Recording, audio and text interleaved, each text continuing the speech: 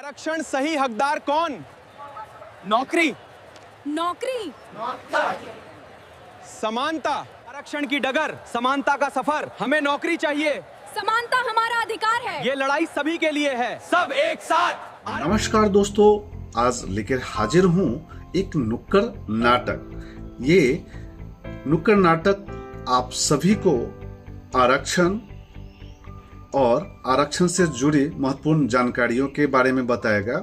हमारे इस वीडियो का उद्देश्य किसी की भावनाओं को आहत करना नहीं है, बस समाज में जागरूकता फैलाना है। इसी उद्देश्य से ये नुक्कड़ नाटक आप सभी के बीच प्रस्तुत कर रहा हूँ। इस नुक्कड़ नाटक का नाम है आरक्षण की डगर, समानता का सफर। सुनो सुनो ए दुनिया वालों, सुनो सुनो ध्यान लगा के, भेदभाव की दीवारों को देखो तुम पास आके। भाइयों और बहनों, हक की लड़ाई या बराबरी की चाह, किस पटरी पर छूटेगी विकास की ये राह?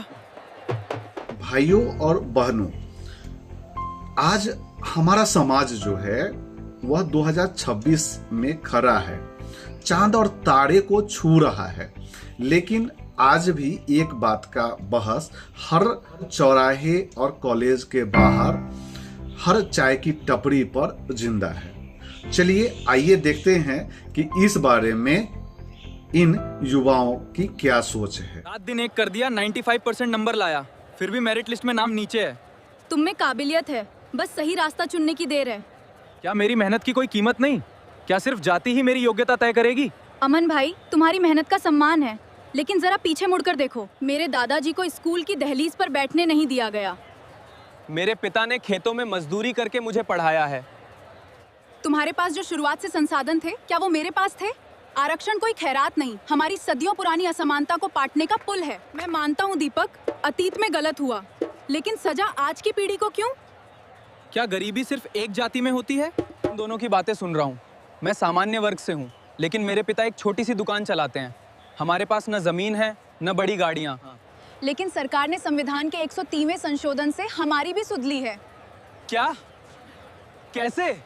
हाँ दोस्तों, अब आरक्षण का दायरा सिर्फ सामाजिक नहीं रहा, आर्थिक रूप से कमजोर वर्ग EWS के लिए भी 10% आरक्षण की व्यवस्था है। तो इसका मतलब मेरे जैसे लोग भी अप्लाई कर सकते हैं?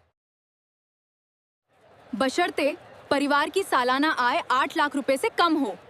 तुम सब सिर्फ पुरुषों की नौकरियों और सीटों की बात कर रहे हो, देश की आधी आबादी को भूल गए। हम सिर्फ पुरुषों की बात नहीं कर रहे हैं। हाँ। संसद और विधानसभाओं में हमारी हिस्सेदारी कितनी थी? संविधान नारी शक्ति की असली पहचान है, ये हर महिला का अधिकार है।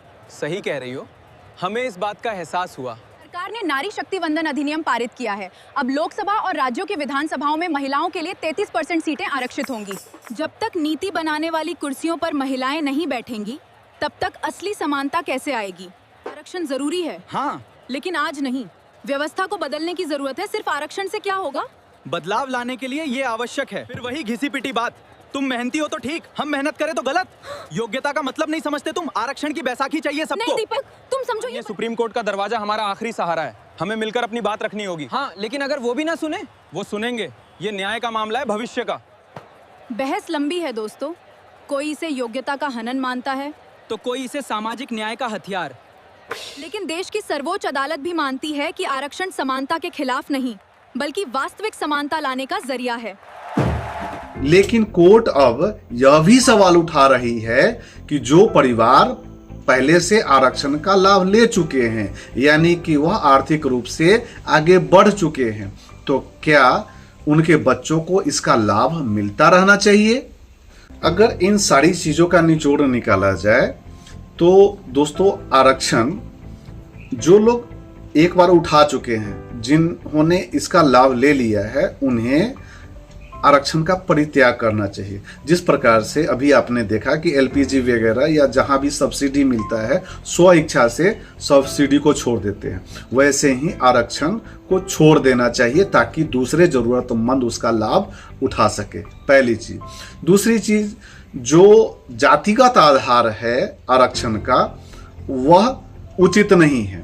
इसका आर्थिक आधार होना चाहिए, और आर्थिक आधार में चाहे वो सामान्य वर्ग से आता हो, चाहे SC ST OBC से आता हो, चाहे वो मुस्लिम वर्ग से आता हो, किसी भी वर्ग से आता हो, अगर वह आर्थिक रूप से पिछड़ा हुआ हो तो उसे आरक्षण का लाभ मिलना चाहिए। या ये लाभ जो है किसी और जरूरतमंद तक पहुंचाना चाहिए। मेरा ये विचार है कि शिक्षा इतनी सस्ती और मजबूत और वर्ल्ड क्लास की होनी चाहिए ताकि किसी को भी इस बैसाखी की जरूरत नहीं पड़नी चाहिए। तो देश की तरक्की के लिए हम सबको एक साथ मिलकर के, एक साथ जुट करके, समरसता के साथ, समानता के साथ, सबके अधिकारों की स्वतंत्रता के साथ जो है हमें आगे बढ़ना चाहिए। और इस तरह हमें कहना चाहिए कि न जाति से न पाति से देश बढ़ेगा, सबकी प्रगति से। भेदभाव का अंत हो, समानता का तंत्र हो, संविधान सबके लिए समान हो, हर नागरिक महान हो। तो जय हिंद, वंदे मातरम दोस्तों।